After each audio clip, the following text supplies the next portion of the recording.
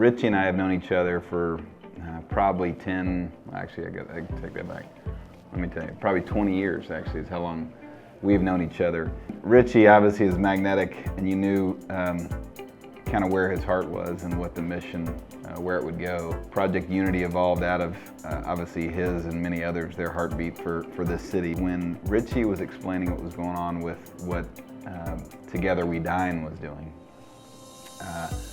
I had a bit of an offshoot of that that I thought would be something we could do specifically for the real estate industry. And so after George Floyd, there was a moment in time where Richie and I wrote an op-ed for the Dallas Morning News, which was really focused around what a white man can do in the middle of a very difficult situation at the time that we were in. And that was really just a motivation or encouragement to say, hey, you don't have to be still. You don't have to do nothing, which I think is in some ways, what we would feel like. We would feel paralyzed, we would feel unsure what to say, and so we wouldn't say anything.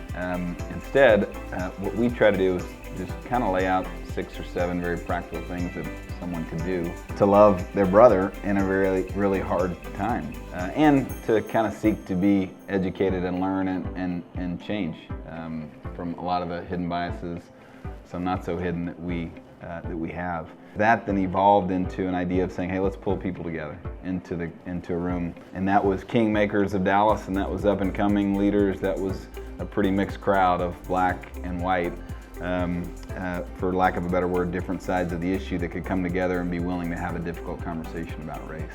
And that's really the heartbeat of what Together We Dine does, is allows people a safe place to be able to talk about and engage in a really hard topic. People are breaking bread together. They are having a really difficult conversation about race, but in a safe place to be able to say, hey, like, how have you dealt with this? How did your parents teach you about racism? How do you teach your kids about racism?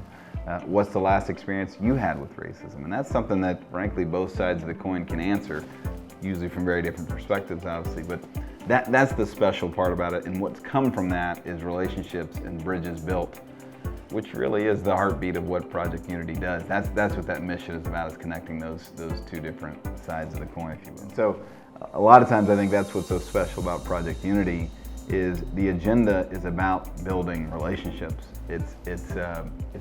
We don't necessarily have to conquer the world. They can happen one at a time. And I think that's where the most special part about this organization manifests itself.